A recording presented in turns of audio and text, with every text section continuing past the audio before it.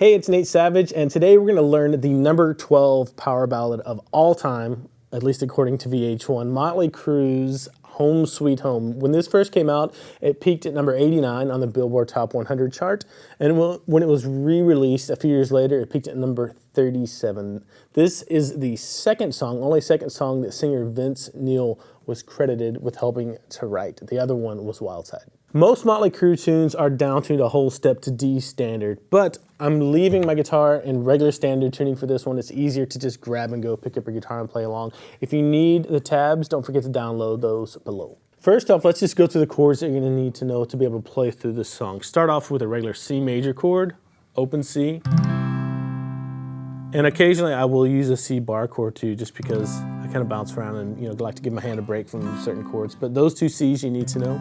It's even good to know this one as well. It's bar chord. Now there is, we'll go over the little introduction line later that uses a couple different shapes. I'm just going to teach you the basic rhythm chords that we're using here. An E minor over B, which is just a regular E minor chord. Don't play the low E string though. You're also going to need just a regular standard E minor with the E in the bass. The next chord is an E diminished over B flat, and this is important, I'll show you why later, but just think about your E minor chord, then leave the low E string out and leave the high B and high E strings out too. You're only going to play the A, D, and G strings, but the fifth is going to come down to this B flat right here. So this is the shape. So it's an E diminished over B flat. Again, that's important, I'll show you why later. The next chord is an F over C. And to play this, I just make a regular F bar chord, but I don't play the root note, the low E string. I just use my lowest note as the C. It's being fretted on the 3rd fret with my 3rd finger. And again, that's important for the feel of the song too. You also use just a regular F major chord, so instead of having that C as your lowest note, just make the F your lowest note. And two more chords that use this exact same shape, just an A flat bar chord, and then a B flat bar chord as well.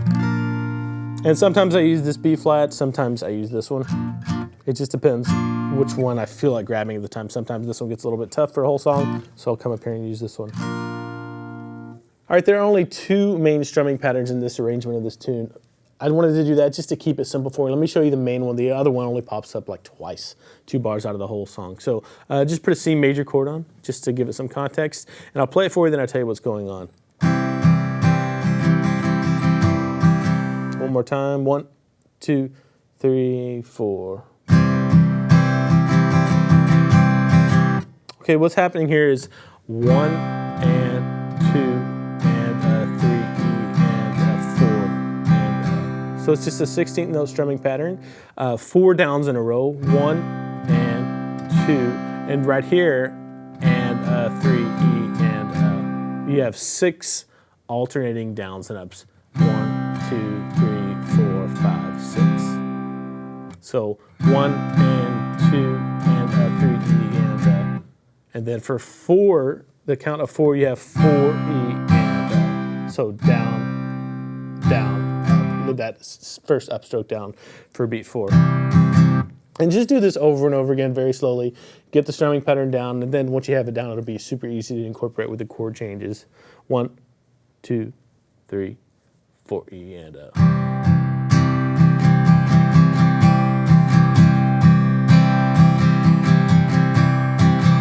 Okay, now on to the little intro. I made a little adaptation of the piano part so you can play it on guitar. And it's kind of, you can either do it finger style or you can use it hybrid picking like I'm doing here. But the chords you need to know are just the C major triad, and then it moves to an E minor triad.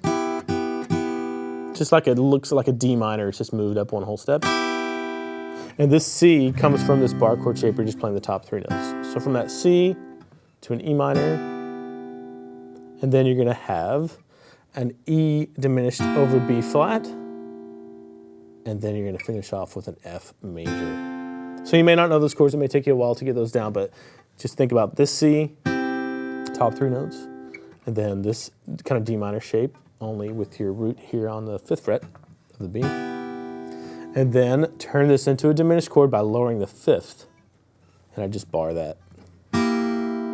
So it's almost like you have an E major and you just lower the third and the fifth there. So that's the shape that you want. And then come up here to an F major. All this is a D major chord shape. Move it up to where the root note is on the 6th fret of the B string on that F for an F major. So just work on getting that change down. And I want you to notice something here. This is really important for not only this part of the song, but for the regular rhythm part too. You get this descending melody line, or I guess bass line. Check this note out. You get this. And then back to where you started for those 3 chords. So with the chords, listen to that bass note. So that's really important for kind of the whole vibe of the song. And once you get the chords down, just put this picking pattern to it. So I'll do that a little bit slow for you. All 3 strings at once. Then just the lowest note, and the top 2 notes, then the lowest note. So far. And from there, lowest note, 3rd finger highest string, middle finger B string, then the lowest note again. So far. And then from there, just grab the top 2 notes with your 2nd and 3rd fingers here together, and then the bass note again. So the entire thing will be 1, 2, 3, 4.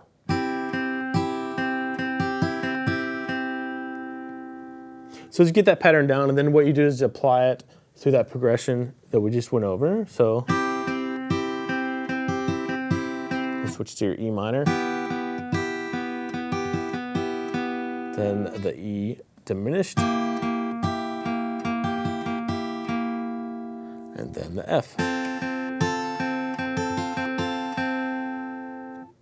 One more time up to speed without stopping. 1, 2, 3, 4.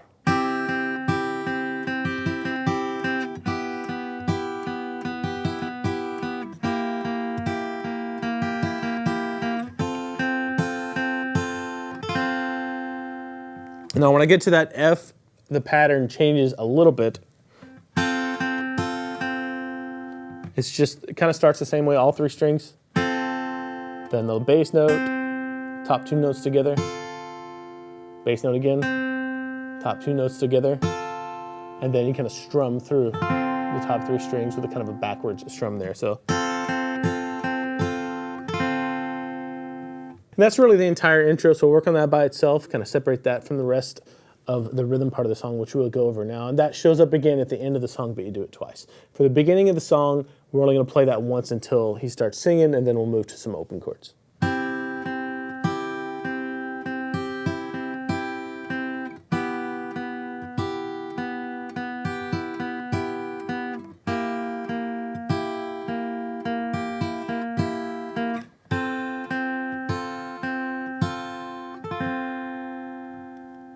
All right, after that intro, you get into verse 1, and all you have to do is match up the chord progressions here with that one strumming pattern that we went over.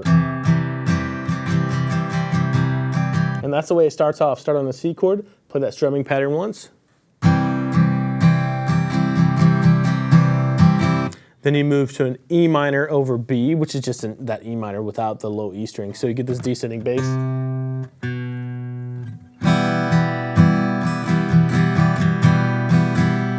And what I do is I mute that low E string with my thumb so that B note makes sure it rings out so you get that descending bass line. After that, same strumming pattern one time with the E diminished over B flat. Again, mute that low E string, and you can even mute the high E string and the B string with your pinky or this pinky, either one. And just do the same strumming pattern only on the A, D, and G strings.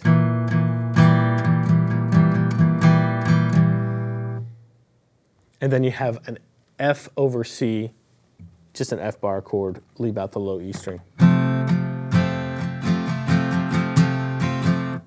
So that's like the first phrase as soon as you start singing. Now, the first verse is a bit weird. Every time you go through this progression or this phrase, the chord progression changes just slightly, but it's really important to the feel of the song. This first one gives you this this kind of moving bass line, which is really important for the vibe of the song. The second phrase starts off the same way, starts on a C major chord, same thing. And then it moves to an E minor chord with an E in the bass, not the B in the bass. So. And then it goes to your E diminished over B. And then an F over C. So slightly different, you have that full E minor instead of that E minor over B second time through the progression for the verse when he's singing. The last time through it changes again a little bit. It starts off on the C again. E minor, full E minor, E diminished over B flat. And this time you play a full F chord. But instead of your strumming pattern, you just hold it out for a whole note for one measure, and that whole note's tied to another whole note in the next measure. So you hold it out for a total of 8 beats. So 1, 2, 3, 4, 1, 2, 3, 4. So let me play the whole verse for you. 1, 2, 3, 4.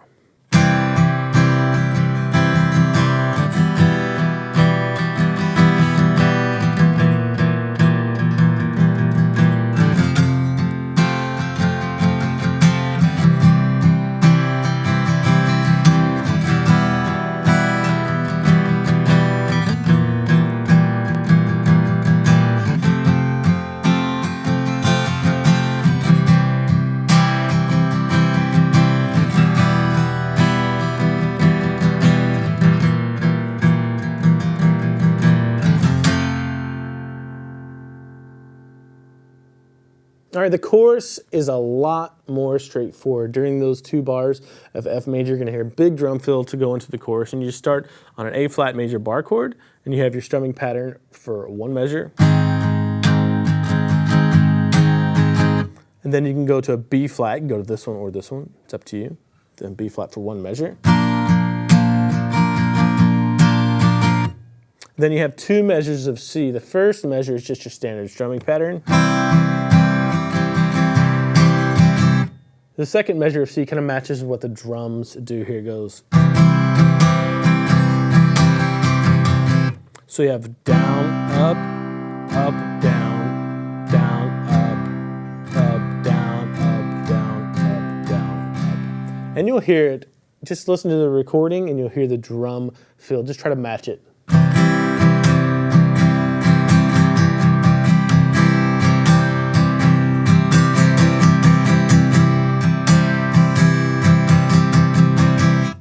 So I looped it there a few times just so you can get used to the way it feels. After that, you play the exact same chord progression. B flat. Then back to C. But this time on the second measure of C, just do your standard strumming pattern again to go into the next verse. So I'm gonna play the whole chorus for you.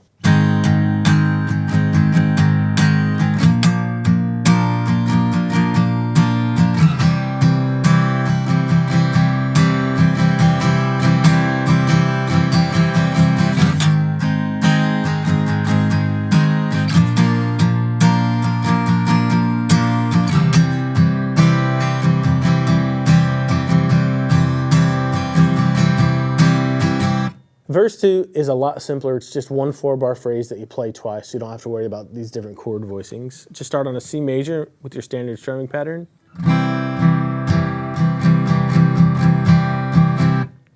Then you have an E minor over B, so leave that low E string out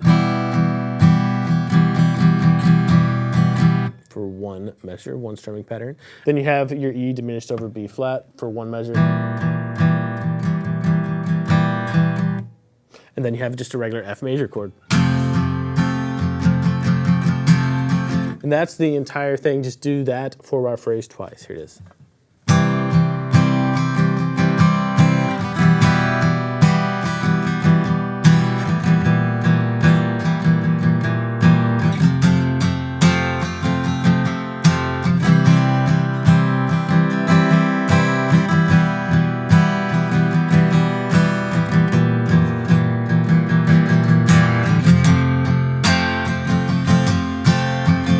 Course number 2 is exactly like course number 1, but it gets cut a little short, or what I consider a little bit short, because it goes right into the bridge. Let me show you what I'm talking about. So it starts off on that same A flat, one strumming pattern, B flat, C, C again, A flat, B flat, and right here normally it would go into C for 2 more measures, but it goes to C, and I consider this to be the beginning of the bridge. So once you transition to that C, and you can come up here to an open C, or you can go to this bar chord, just play your regular strumming pattern for 1 measure, and then go to a B flat for 1 measure, then to an A flat for 1 measure, and then a B flat to finish out the phrase for the bridge. So the bridge phrase that's repeated 4 times is just C, B flat, A flat, B flat. So do that progression 4 times with the strumming pattern. Let me show what that'll sound like.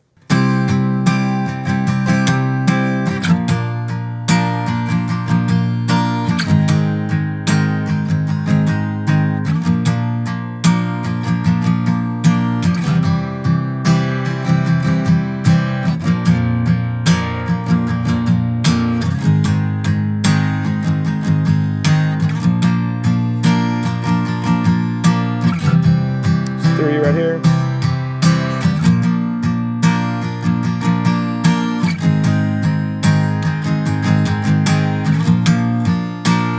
Here's 4.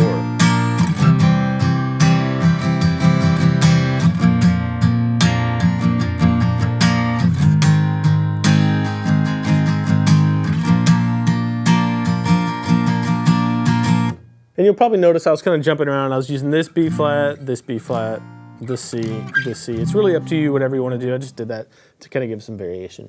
After you finish playing that bridge progression 4 times, then you go back into the chorus, just A flat for 1 measure, then B flat for 1 measure, and then C for 2 measures.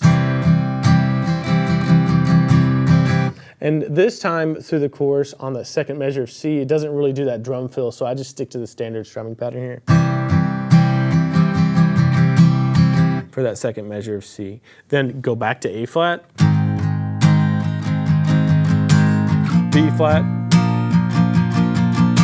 and then C, but you just have a whole note here tied to another whole note in the next measure, so you get 8 full beats of holding that C out before going back to the intro and doing it as an outro this time. And I play it twice here, so.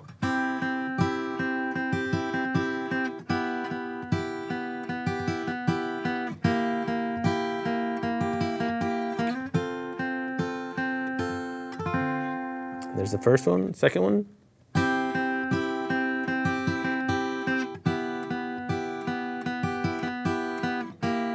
Slow it down.